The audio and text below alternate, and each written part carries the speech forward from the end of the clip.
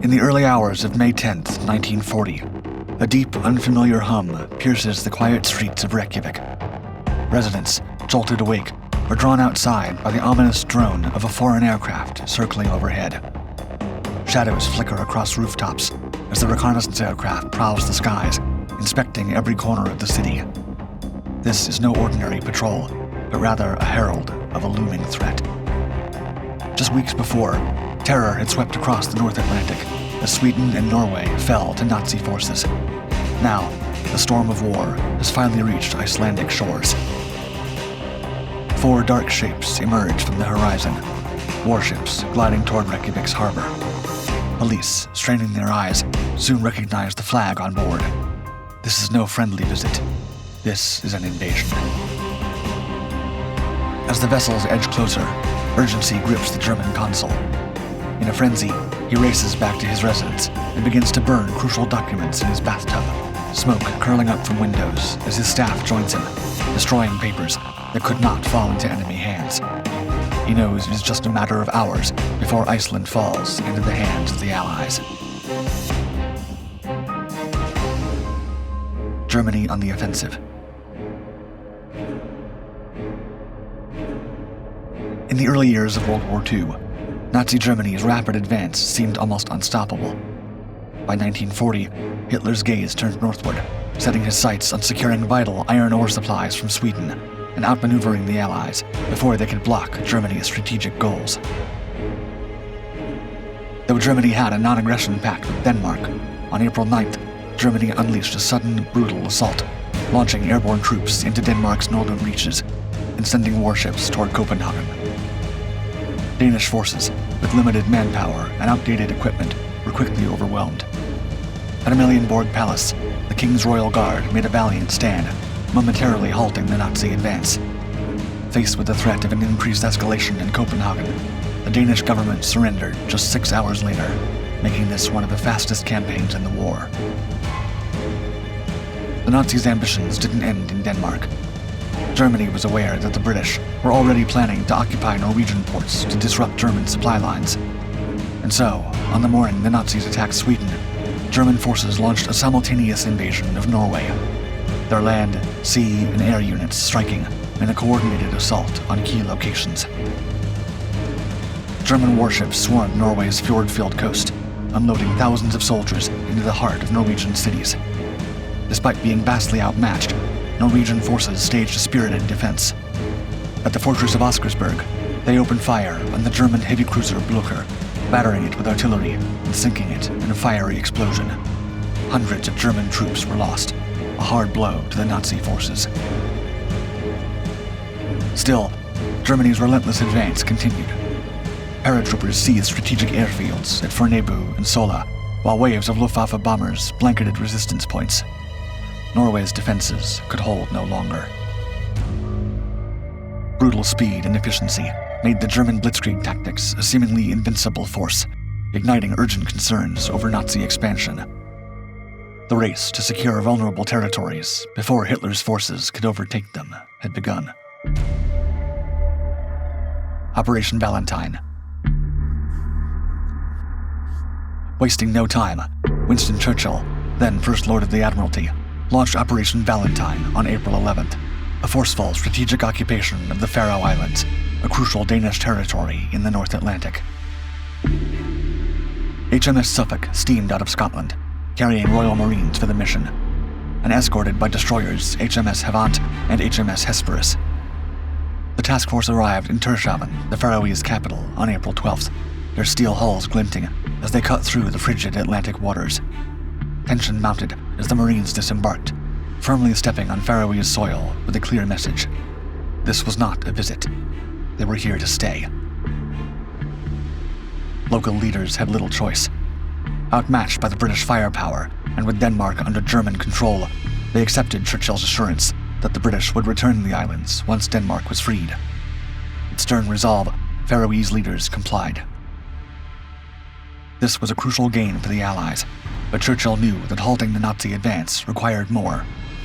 Iceland, another neutral nation and a strategic gem in the North Atlantic, was next. The British first attempted diplomacy, hoping Prime Minister Hermann Jónasson would align Iceland with the Allies. Yet Jónasson firmly refused, committed to Iceland's neutrality. But Churchill was relentless. If Iceland would not join the Allied cause willingly, it would have to be secured by force, just as with the Faroes. Determined to outpace Hitler's troops in the North Atlantic, the Allies would move decisively, even if it meant pushing neutrality aside in the face of the growing German menace.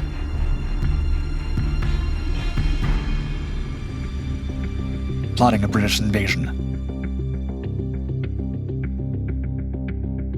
The mission was approved by Churchill's War Cabinet, setting in motion the bold plan for Operation Fork in late spring of 1940.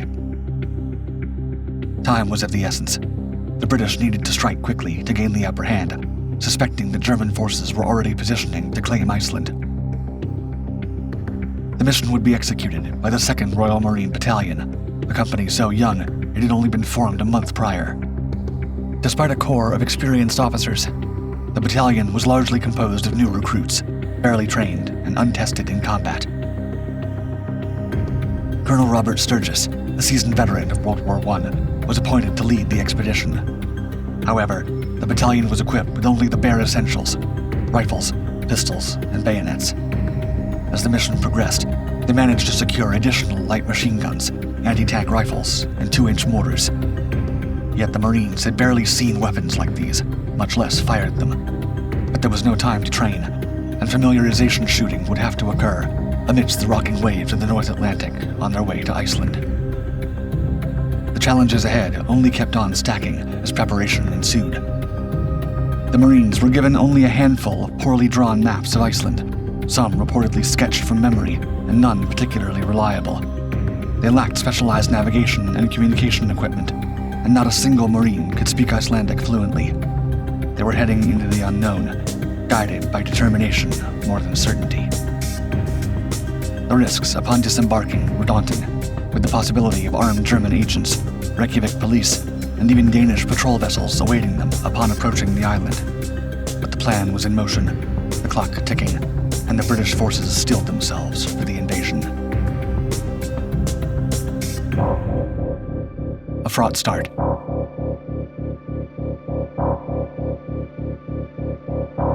The Royal Marines were ordered to assemble in Greenock, Scotland for deployment. To keep the mission undercover, the troops split into 2 trains, but technical delays shattered the secrecy. Both trains arrived simultaneously and alerted onlookers that British forces were coming to Iceland. Upon arrival, the battalion scrambled to board HMS Berwick and HMS Glasgow, with the hasty loading resulting in critical supplies being left behind. Conditions aboard the ships were far from ideal. The cramped quarters and relentless waves proved torturous for the 746 Marines on board, many of them unaccustomed to the tempestuous waters of the North Atlantic. Stan Foreman, a petty officer on HMS Berwick, described the scene vividly, quote, "Very rough seas were encountered on passage to Iceland, and the majority of the Marines cluttered gangways and mess decks throughout the ship, prostrate with seasickness." With little to distract them from the rolling seas, the Marines turned the cramped decks into a makeshift training ground, practicing with their newly issued rifles, light machine guns, and anti-tank weapons. As the ships neared Iceland, a reconnaissance flight was launched from HMS Berwick to survey Reykjavík's coastline. However, the aircraft inadvertently flew too close to the island. Unaccustomed to military aviation, Icelanders woke to the rumble overhead, sparking a stir among locals and officials alike. The hope of counting on any element of surprise upon disembarkment was gone. By dawn on May 10th, the sight of warships on the horizon had drawn a gathering of curious onlookers, including German residents.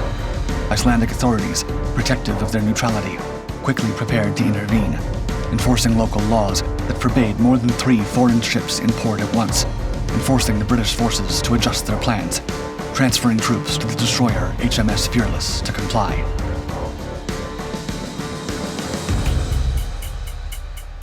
Disembark.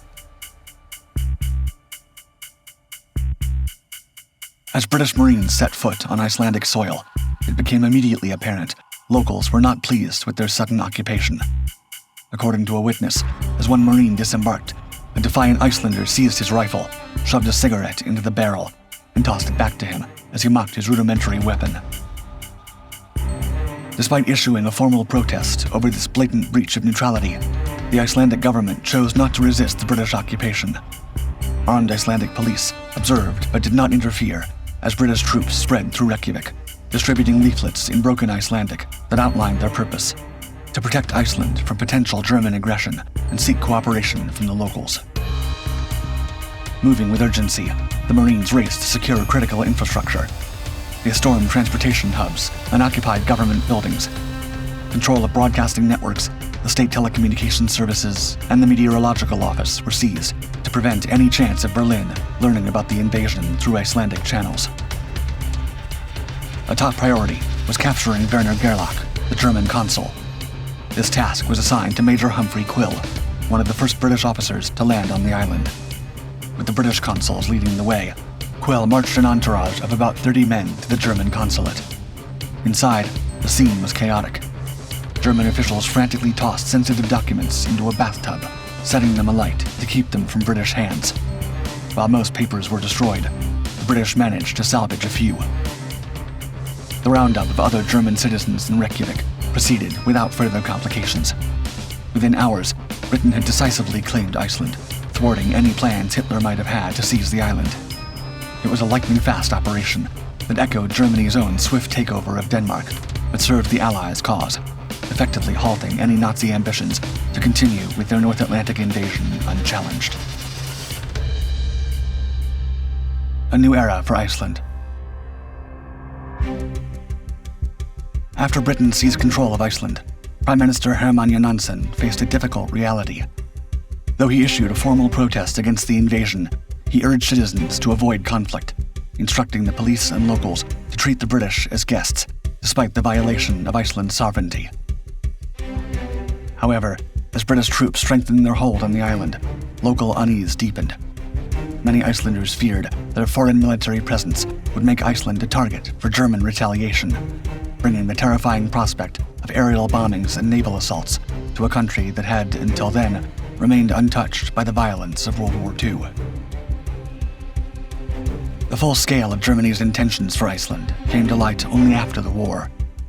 Former German staff officer Walter Warlimont revealed that Hitler had serious plans for Iceland, declaring in an interview, quote, "Hitler definitely was interested in occupying Iceland prior to British occupation. In the first place, he wanted to prevent anyone else from coming there, and in the second place, he also wanted to use Iceland as an airbase for the protection of our submarines operating in that area." Operation Icarus was the German mission code for a planned invasion to wrest Iceland from British control.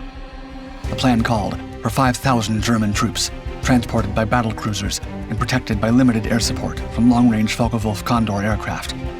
But critical damage to Germany's naval forces forced the abandonment of the operation, as they lacked sufficient escort strength to carry it through.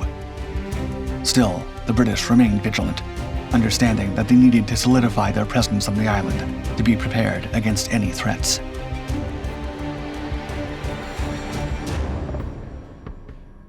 The Americans come in. To bolster their forces, Britain turned to Canada. On June 16, 1940, Canada's Z Force, a team including the Royal Regiment of Canada, Les Fusiliers Mont-Royal, and the Cameron Highlanders of Ottawa, landed in Iceland, reinforcing the defense. A little over a year later, in July 1941, the neutral United States took over Iceland's defense, freeing up British and Canadian troops for other war fronts. Invited formally by Iceland's government, American troops rapidly became the dominant foreign presence on the island. When addressing the U.S. Congress about the Icelandic occupation, President Franklin D. Roosevelt stated, quote, "The United States cannot permit the occupation by Germany of strategic outposts in the Atlantic to be used as air or naval bases for eventual attack against the Western Hemisphere.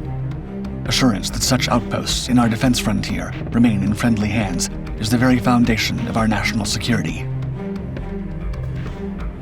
With the U.S. joining World War II in December 1941, American forces in Iceland swelled to around 30,000 personnel, transforming the island into a vital stronghold for North Atlantic shipping routes and a deterrent to any German aspirations in the region.